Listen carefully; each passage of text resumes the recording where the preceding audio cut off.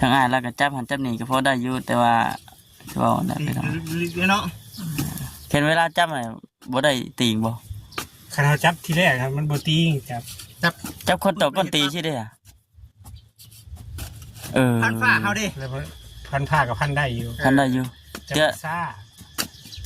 แต่ว่าบ่ได้สั่นเนาะคันจับถึงแล้วมันก็สั่นบ่จับแรกๆนี่บ่สั่นจับบ่เฮ็ดจังได๋สั่นเนาะจับไปถึงแล้วสั่นคันเฮาจับแล้วเฮาเผาเฮ็ดโลดบ่ได้ปวดบ่หยังบ่มันติ่งมันนะเนาะว่าได้ก็ได้โดยว่าแล้วพี่น้องมันมีหลายคนอยู่ได้ปิดอันนี้ก็ได้ปิดอยู่ถ้ากินยานะถ้ากินอยู่บ่ยาชั่วโมงนี่กินแต่ว่าเวลาเฮากินนี่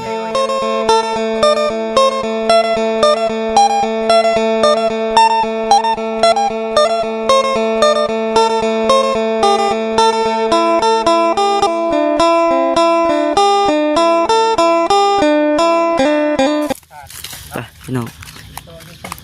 ก่อนสีเมื่อเด้อพี่น้องเด้อเนาะเอาทักทายสบายดีพ่อแม่พี่น้องกันเบิดสุขุสุขคนเด้อพี่น้องพ่อกันคิดเก่า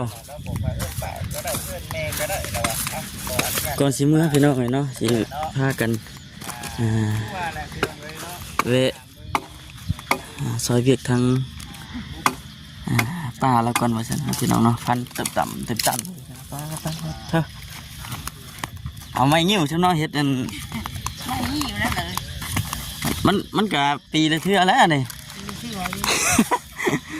เอาสบายดีเด้อปัดเถอะหวยมันปีละเทื่อไปเฮ็ดดิเนาะเฮ็ดเอาว่าฉันเนาะมันมีได้จำเป็นแล้วมันมูมีไม้นอกขึ้นมาสิเอานี่ก็ไม้หน้าเพิ่นไม่หน้าเพิ่นยังเป็นเว้าเพิ่นเว้าเลยเพิ่นเฮายังอันนี้เป็นเพิ่นเว้านี่เสียเบิดนี่เสียเบิดบ่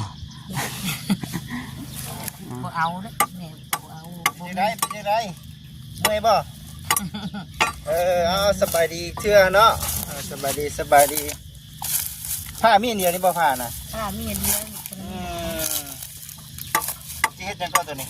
เฮ็ดไม้อันนี้มันได้ไม้คอซองมันอย่างนี้คอซองจักเบิดเนาะแล้วเนาะคอซองเนาะเอาไม้ยิ้วเฮานี่แหละพี่น้องก็เฮ็ดเนาะเฮ็ดไม้คอซองปีละเทื่อแล้วแบบนี้เนาะแล้วก็เฮ็ดทางนี้เนาะอันนี้เฮาก็มากายที่นี่มันนี่ตัวใดอีกบัดนี้โอ้นี่บ่อันนี้บ่แม่ยังจนสิยัวมันได้ปานใดบ่เลาะตรงนี้อันนี้เด้เอาไปพุ่นบ่นี่ตัดได้บ่ยังเล่นกันบ่ครับเอาดิตะบะบ่ตัดนี่อันนั้นจักสิติงครับบ่จักเขาเจ้าบ่จักเขาเจ้าก็จ้างเขาเจ้าดิจ้างเขาเจ้าบ่ก็เอาลงให้หนูว่านี่ไม่ยิ้วเนาะแต่พวกมันเป็นประเภทเศร้าเพื่อนแหละตัวนี้บ่ชื่อเขาเจ็บดิเราก็ชอบไม่ยิ้วพี่น้องเนาะไม่ยิ้วเนาะหมดเดือน2 เดือนก็ดอกแล้วได้นี่ตามคุณภาพมันแล้วเนาะโอ้ยจังว่าบ่มาสร้างเพียงที่ห่อไปจ้ำใช้ที่มาติดอยู่แล้วติดอะไรเนาะที่เคนว่ามันติดให้กันกอกเนาะกอกที่ได้ไม่ยิ้วนี่เนาะกุ๊กกอกกุ๊กนิ้วติดพี่น้องมีโอกาสเนาะติดอันนี้ตัวนั้นกุ๊กกอกบ่เอาตัวเนาะตัวมันติดไว้เนาะมาปลูกรถบ้านนี้อันก้นเพลงหมักปลูกอันนั้นกับพี่โค้กกล้วยนี่แบบนี้ก็ว่าสีก้นมาพี่โดยอันนี้มันเป็นโบแดนนี่เนาะแม่แดนนี่พี่น้องเอ้ยแดนเหรอ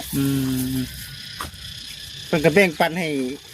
นั่นเนาะเพิ่นก็เนาะปันให้อยู่เพิ่นก็ได้เนาะก็แบ่งปันนี่ก็ไม่สิเฮ็ดอย่างนี้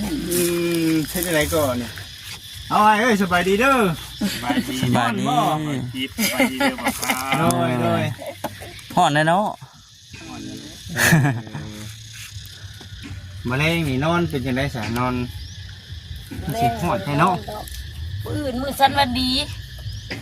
เป็นจังได๋มือสันวันดีมือสันวันดีออกมาครับ1 เดือน 6กับมานอนนี่เลย หามือหายามข้างในเด้พี่น้องเอ้ยนี่เนาะ หามือหายามแล้วเพราะว่า ผมไว้ก่อนบ่ โดยปลูกไว้ก่อน เออ บัดนี้หามือหายามแล้วมืออื่นก็มืองามยามดีมืออื่นก็ออกใหม่เขาหนูมือนี้มันพิลึกโพดมันดับได้มือ ดับเนาะบ่ให้ขึ้น ดับ เลยเนาะ มันชินดับเนาะ แม่นบัดนี้เฮามานอนก็อยู่ดี ใช่เลขหา เขาสิมุงหยังอันนี้นะ มุงอันละมุงสีตัวสั่นสั่น มันสิอยู่บ่นี่มึงนี่ ตัวนี้ออกตัวนี้ ฮะเอ้ยสัมปูมือนี่ก็สิว่านี่ นี่ โอ้สังกะสีนี่แนบเอาบ่สังกะสีนะ โดย สิแน่มาเอาแม่นบ่ เฮาเฮ็ดข้อไก่ได้ตัวนี้หั่น อันนี้ได้สิเฮ็ดหยังก็ตัวนี้ เฮ็ดเสียมัน ไก่ น่ะ อันนี้ตัวที่ต่อมานี่มันบ่อยากตัดไม้ตัวนี้แต่แม่จะเอาออก อ่า เพราะว่ามันเฮ็ดพิษแต่เด็ตัวนี้หั่นนี่แม่สิเอานี้ เอามา เอาออกซะตัวนี้หั่น ไป เอา ไม่เด้อพี่น้องเอ้ยย่างน้ำไม่สิได้นี่ไม่มันเก็บหายเก็บ ไม่หน่อยใส่ซอยอย่างประหยัดเนาะ แม่ ไม่มีหน่อยใส่ซอยอย่างประหยัดว่ะ ได้จะมาสิ ไม่หิ้วช่ำนะเห็ดก็ได้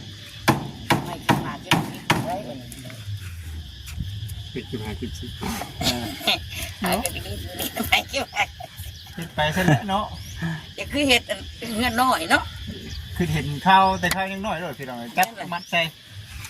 เฮ็ดอัน วันนี้ กระ น้อย ท่อม สุด อยู่ กว่าเนาะ เรียนหน่อยเล่นก็ยังดีกว่านี้นะ แม่ นี่ค่าเล็กตะปูนี่ เห็ดจริงเนาะเห็ดได้อยู่ทางง่ายเพิ่นเห็นซ่าเนาะ เลย เด้อ ได้เพิ่นคนนี้ได้พี่น้องเสานี่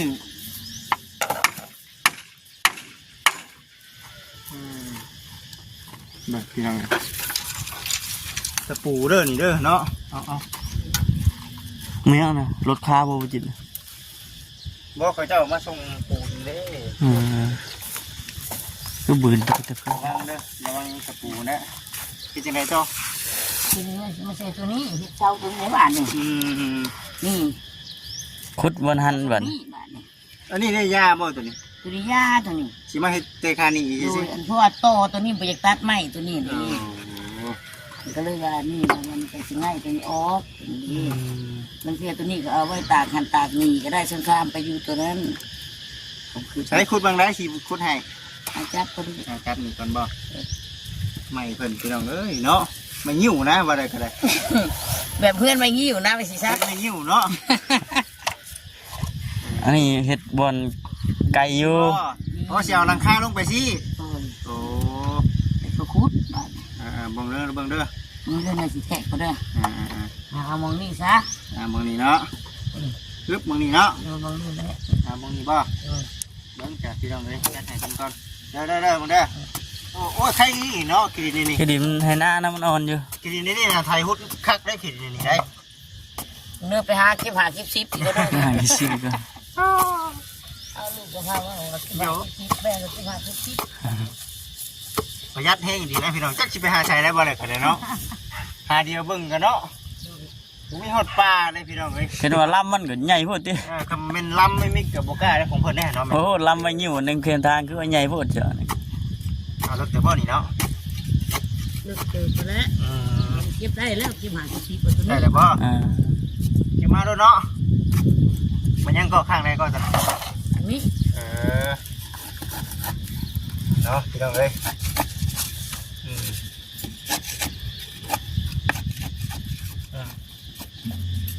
ไปพุ่นพี่น้องเอ้ยแต่เสื้อมีแต่ไปเส้นทางเล็กสิบ ทางบ้านลงตรงนั้น ทางนาโพนักเก่งพุ่นนี่จะไปทางนั้นได้บ่ครับนี่ เขาจะเอาตัวนั้นมาขี่ เด้ ตัวนี้ แม่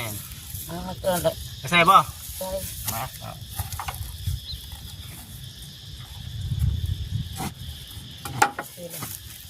ลงก้อน ดีบ่ แม่พักตัวนี้ แทกเบิ่งมัน คุดอีบ่ สูงพุ่นบ่นี่ คุดนี่ ต้องเอาอีกเนาะ เป็นซ้ำนี้ ลงอีกประมาณนี้เนาะ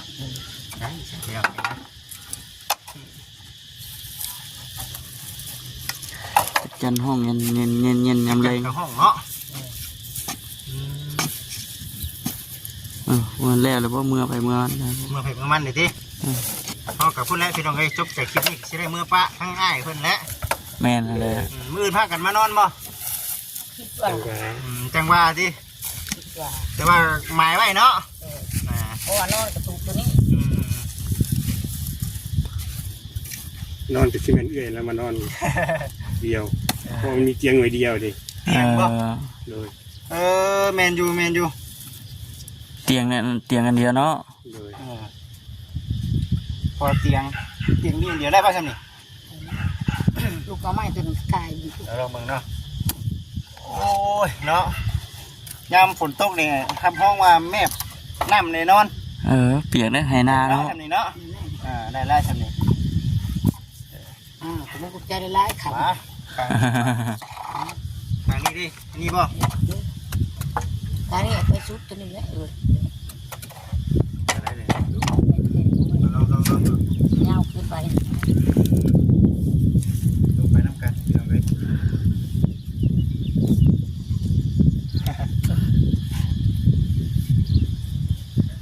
เหนือลอยพังเนาะ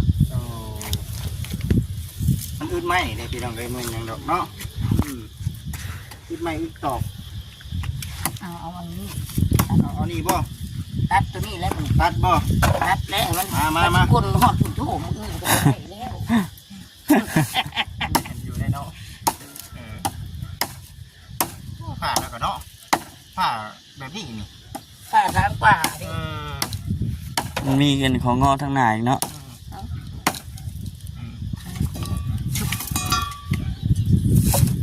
นี่จะได้ไปแปลกนั่นนะแม่ เดี๋ยว เนาะ แปลกเนาะปัญญังบัด เอา ใช้คุณบางไร ทางนี้ได้ป่ะเนี่ย แบบนี้แหละ ตัวนี้ชื่อเอาเงาตัวนี้บ่ลงมันตัวนี้ เอาจะตัดออก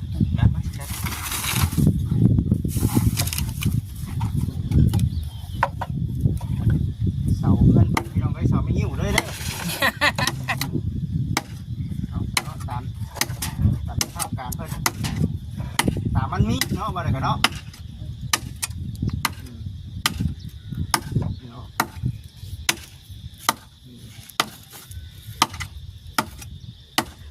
ลุยเป็นลุยว่าฉันเนาะพากันเฮ็ด เอาคำเด็ดคำตอนเว้นบัดเด็ดห้อนกูนี่ ตอนเว้นเฮ็ดไว้ได้หน่อยเนาะ โดย มันแดดห่อนขนาด3 โมง 4 โมงได้นี่3 โมง 4 โมงยังแดด มา เว้นง่ายว่าฉัน เบิ่งได้ แค่พูดยับออกมาอีกหน่อย ได้ เอาตัวนี้เลยนะมันแค่พูดเนาะเห็นว่าใกล้ๆก็ไล่ตัวตื่น เจ้าตัวไก่น่ะ ก็ตัวไล่ตัวน้อยก็4-50 โอ้ โอ้ทุ เอาเส้น ยังน้อยอยู่เนาะ อย่างนั้นมันนอนไม่เอาปกติหรอกชอบเล่น นี่เนาะดีบ่ นั่นแหละตัวนี้ก็จะใหญ่มันอีกคุดใหม่นะบ้า ได้เบิ่งจัดพี่น้องเลย เลี้ยงไก่แพร่เลยเนาะ ทางนี้ก็อ่อน ดิน เนาะ มันนอนได้อยู่ดินมันนอนเนาะ ไม่ก็ไม่งี้อยู่เนาะ ไม่หิ้วอีก ไม่ก็ไม่อ่อน ดินกับดินอ่อนเนาะมันเราเข้ากันติเนาะนั่งลงก็ได้นั่งลง คุดเด้อเนาะ ยันเมื่อย ผู้คุดก็ได้กินว่าก็บ่ว่าเนาะ ชุบ ทางอ้ายแล้วก็จับหันจับนี่ก็พอได้อยู่แต่ว่าคือว่านั่นไปเนาะ เนาะ เห็นเวลาจับน่ะบ่ได้ตีงบ่ ขณะจับที่แรกครับมันโบตีงจับ จับคนต่อคนตีใช่เด้อพันฝ้าเขาดิ แล้วพันผ้ากับพันได้อยู่ ทันได้อยู่ จับซ่า แต่ว่าบ่ได้สั่นเนาะ ขันจับหึงแล้วมันก็สั่น บ่ จับแรกๆนี่บ่สั่น จับเห็ดอย่างไรชั้นเนาะ จับไปหึงแล้วสั่น เออ ขันเขาจับแล้วเขาเผาเห็ดโลด บ่ได้ปวดบ่หยังบ่ โบ มันติ่งมันนะเนาะว่าได้เลย โดย ว่าแล้วพี่น้องมันมีหลายคนอยู่ได้ปิดไว้นี่ก็ได้ ปิดอยู่แต่กินยานะถ้ากินอยู่ก็ยาชั่วโมงนี่ กินคือ แต่ว่าเวลาเขากินนี่ ใช่ก็ยานี่ ยานี่นะ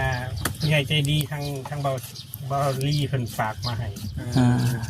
แต่ว่ากินแล้วสั่นบ่ยังสั่น แล้วก็อาการมันก็ดีค่อยดีขึ้นได้ตามที่ผู้ค้าสังเกตเบิ่งเจ้าของ สั่นหน่อยลงเนาะ โดย เคยมีบ่ว่าบ่ได้กินยาเลยนี่ เคยมีอยู่ช่วงนั่นแหละช่วง คน ที่ บ่มีเงินเนี่ยก็ปานนี้แล้วก็บ่มียาบ่อนขายเลย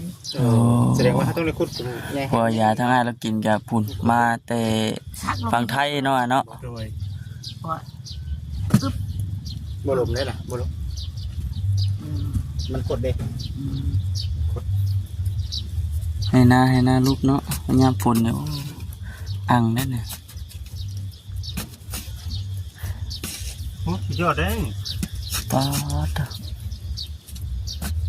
โอ้เหล็กคักเนาะพี่น้องเอ้ย มื้อแดดแห้งดีเลยพี่ปกติกว่าเมื่อวานนี่ว่าแดด แดด กินข้าวกับยังจ้าบ่มื้อนี้ ที่เขาคนปลา ปนปลาบ่มาไล่บ่ซับนี่ ไม่เถอะ ลองมาดู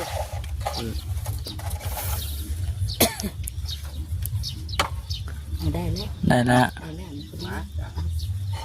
มาคนบางเลยอีก บุกตัวนั้น ข้าวไก่คือว่าหลายตัวอยู่หน้าเนาะบ่ได้ฮะ อืม ชึบ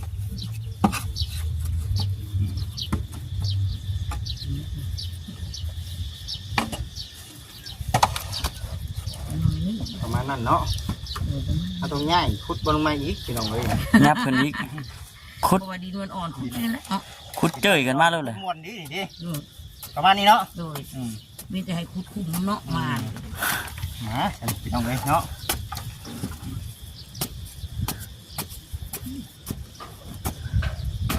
มีกิโลคักได้นี่คนนี้มีกิโลนี่โอ้ย ดูท่านเขาดอกลูกเอ้ย มาทันบ่ ดูท่านเขาดอกเขา เห็นไหม เขาเอากลางคืนเขาเอาจำเป็นคุ้ม ปัดเถอะปานนั่นบ่ คืนเอาคืน1กิโล กบคือการเขามาหากลางคืนตื่นเช้าเห็นแต่หูเลย ช่วงที่ว่ากบขาห้วนบ่ แม่นเขาเอาเป็นเอากลางคืนเขามาคุดตอนเช้าหันเขาผู้เก่งอันนี้ดอกยังได้กินผู้เก่งอันนี้ได้กินแล้ว ตอนเว้นมันแดดกลางคืนเนาะ เขาเอากลางคืนแล้วพวกทหารเขา มีใกล้ทหารบ่เห็น ใกล้ทหาร อ่า ทหารเขาหาได้ เข้าไปทางนี้มันสิตามใช่นี่ มีบ้านหมู่บ้านทำตามทุ่งนากัน บ้านนี่ก็ บ้านนั้นบ้านตะแดด บ้านตากแดด บ้านตะแดดเขาว่าเขาจะเอาไปออกอยู่ใหม่ในทั้งบ้านเขาก็ไปในบ้านไม่แดด บ้านตากแดดติ แม่น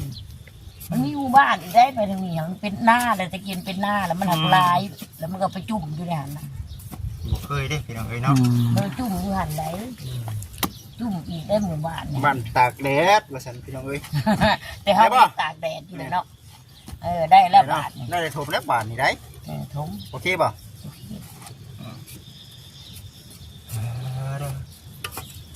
เนื้อแต่เราไปกินเนาะ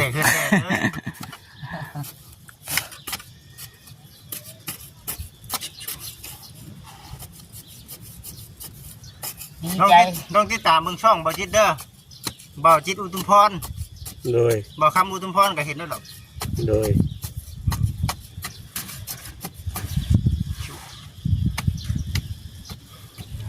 เมื่อคืนเห็นคลิปมันเพิ่นเอาเปรียบเทียบกันเมื่อคืน ลองเบิ่งอืม เปรียบเทียบกันแบบใด เปรียบเทียบความสั่นว่าที่สั่นแห้งกว่ากันเราสังเกตคิดว่า มาลองเบิ่งเด้อ พวกคนพากันหัวควันกันไปจันเนาะ ประหยัดประเหยาพี่น้องเอ้ย เนาะ บ่มีไฟยัดนี่ บ่จิตอุทุมพรบ่คำอุทุมพรบ่ แม่น สิเว้าไปลองเบิ่งดู แม่ก็เฮ็ดมันเว้าไปกับลูกเสือก็ขึ้นมาได้ มีคำว่าบ่จิตอุทุมพรน่ะเห็นแล้วแหละ สิเว้าไปอยู่ บ่จิต ใส่ไม้ลง บ่จิตบ่คำอุทุมพร แต่สิเบิ่งบาด อ่า อัน เห็น นั้น แล้วดอก เห็นเจ้าเฮ็ดแล้วก็แหละเว้าไปแล้วก็ผู้ที่ขึ้นมาของเบาอันนี้ขึ้นมา ส่วนมากจะเห็นขายหมูตามตลาดนัดดอกขายหมูขายปลาทู เดิน ลองเบิ่งบาทนี่ โอ้ยคำเลยขอบมุกขอบใจหลายๆ ลองเบิ่ง อ่า ตัดต่อบ่ มาตอนเนี่ย เอาคนตีบ่ดูว่าจังได ตอกเอาวะ อันนี้บ่เนี่ยเพิ่นอย่างนี้นะ ในข้อซอง ไอ้ข้อสองสิบ่ เดิน สิสิบ่ เดิน งัดได้ดิเนาะสิได้บ่ เดินแล้ว มันบ่ได้บักหยังบ่ โบกระบักก็หัวหมดเรียงเนาะ เนี่ยบักให้มันบักให้มันเป็นผัก บักบ่ เอาบักให้มันเป็นผักสิได้ป่ะ บักเอาลุงบักก็ได้ บัดไม้นี่ได้ไม้ตัว เนาะ มาบ่ว่าบักนี่เลย บัก พอให้มันตั้งได้เนาะ มันเอาโบบักที่เนาะ ประมาณนี้บ่สิบ่ ดูมันเรียงบักในบักก็ไม่อยู่เรียงเนาะเอาจำดูเลยดิ บักตัวนี้ได้นี่ให้ไม้ให้มันเพียงๆแค่นั้น ก็ตำนี่เรียบร้อย บักข้อสองอันได้ นี่ครับนี่ก็ได้มาแจ๊กขาดิคุณเนาะพอให้มันแปะเลยก็ตอกลงแบบนี่คิดกันบ่บ้างยันว้าเฉยเนาะก็หายได้บ่ได้วะโอเคเนาะได้ถากให้มันเป็นแป้วหน่อยนึง เป็นแก้วซื้อแล้ว ฝากมันให้เติมให้ดูมันนานอยู่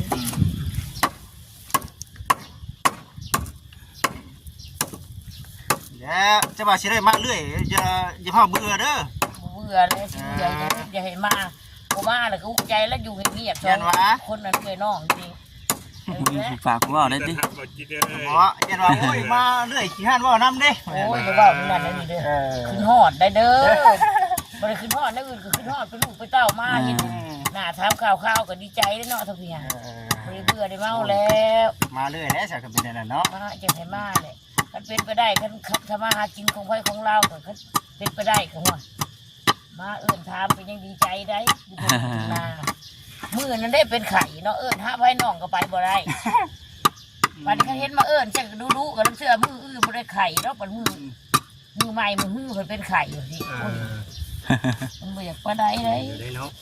บ่ทอมีมูมีคู่บ่ทอมีพี่มีน้องมาเยี่ยมมายามเลยมาบุญหอดถึงได้คนเท่านี้บ่ใส่แนวหนึ่งก็ใส่แนวหนึ่งปากเลยว่าอย่างนั้นเนาะอย่าว่าได้ว่าบ่ใส่กันได้ใส่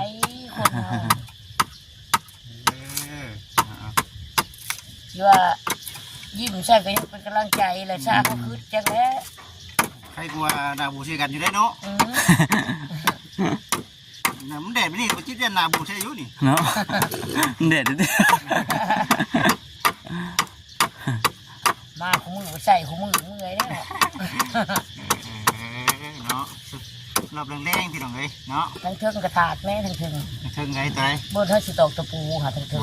อันนั้นนี่บ่นั่นแหละอ๋อตอกตะปูใช่อีกว่าตอนเพียงแน่ทั้งหัวถาดที่ละลายในหัวหนาไม้ก็ใหญ่อยู่เป็นไม้ใหญ่ไม่ขี้ไม่งี้อยู่มันโบเป็นยังดอกไม่เฮือนเขาพี่น้องเลยเนาะที่เห็นปัจจุบันโอ้เป็นได้เนาะมาสิเนาะมาได้เหรอเนาะนี่ก็เป็นได้มาได้แต่เขาเอากระดาษเห็ดยังเป็นเขาแต่ว่าพ้นตกจะมันสิเปื่อยไว้ก็ไปยี่มันอยู่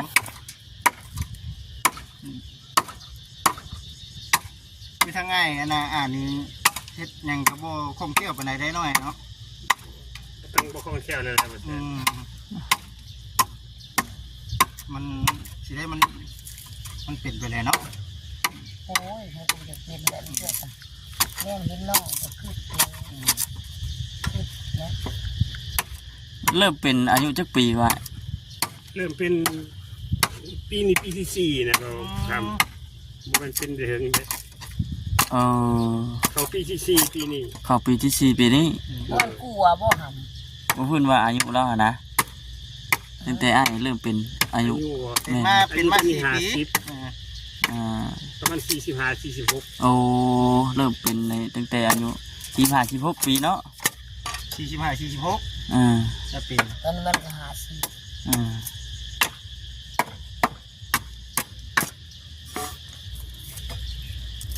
บ่บัดโอเคบ่ตะปูใส่บัดนี้พี่ข้างนี่นะว่าตัวน่ะแม่นบ่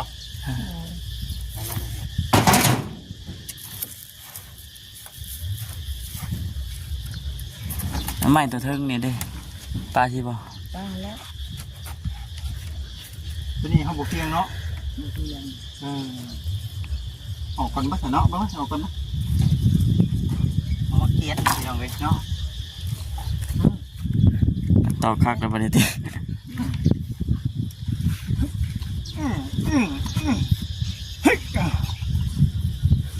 เย็นบนซองมันทีได้ขับนี่ไปนอนนี้พี่น้องเลยนอนมึงถูกน้อยลงกันเนาะยังถูกน้อยเลยยังถูกน้อย มานอนเป็นเพื่อนในอาดเด้ โดย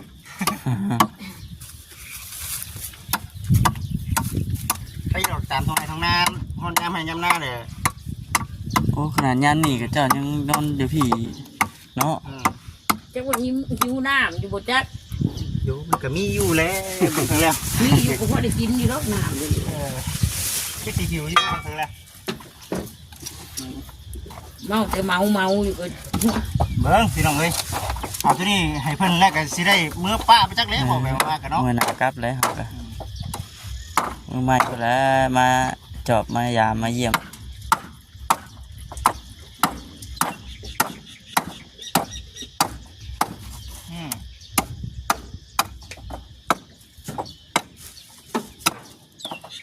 ในเรื่องพี่น้องเอ้ย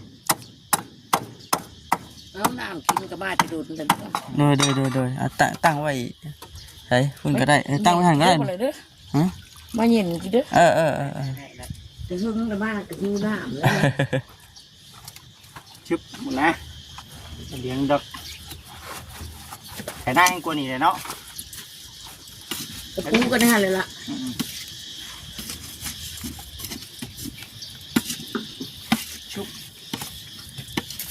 ทำได้สำนึงก็ถือว่าโอเคเลยนะ ขอบไก่เราพี่น้องเลย เพราะว่าไม่ก็งามอยู่ก็ทำได้สำนึงก็พอนะ ไม่มันงามพวกแห้งหน่อยเนาะ ไม่งามให้มันเบิดอันไม่งามให้มันยั้งเรียกแต่ไม่บ่งามยังแต่ไม่งามนี่ไว้นี่ ต้อง เบิ่ เบิ้ ง ง ยังบ่เนาะ ตามพูดว่าทำบ่ ทำบ่ นี่เบิ่งก่อน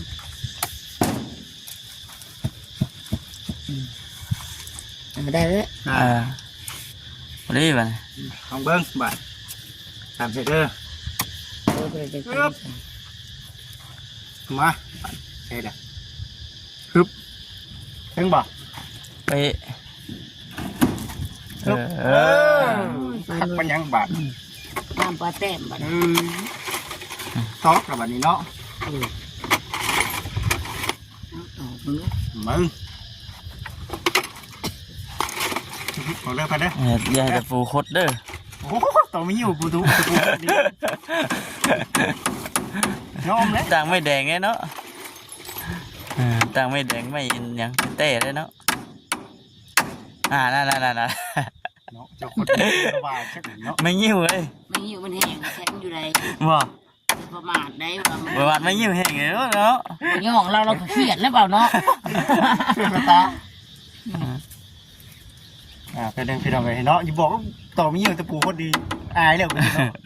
เพราะมันแห้งนี่ตัวน่ะเล็กกับปูคู่มือนี่มันกับโบยกแน่นอนไปได้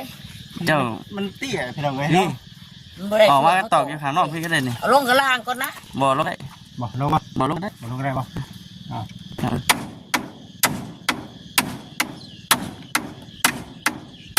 อะไรสิแค่แต่น้ำเลย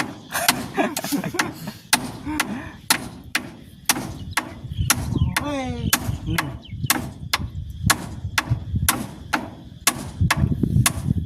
แน่ นี่ใบ มา ดี มา สูตรนี้ผู้ค้าที่มันบูเป็น ตัวนี้บ่ สูตรนี้ใส่น้ำ ว่ามั่วเลยเนี่ยมันเป็นเนี่ย สายมั่วดิ มือเจ้าไปจับไปอ่ะ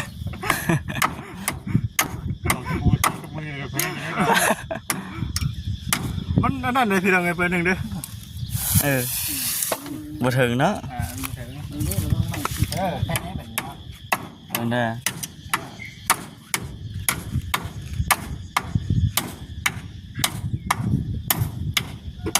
ไอ้ตะปูค ครบแล้ว เอาไปเยอะตะปูคดเลย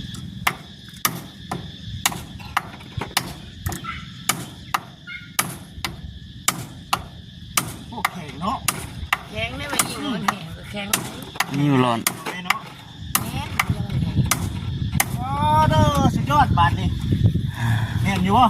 โอเคเด้อเนาะ แข็งถูกใจ นี่ เล เลย ยพี่น้องไอ้คืออยู่ไอ้บ่ครับ เบิ่งฮะ ใจหลายเด้อลูกเต้าเยี่ยมมาอย่าง โดยมึงบ่ได้เอาเนี่ยมาฝากมาต้อนมานี่นะ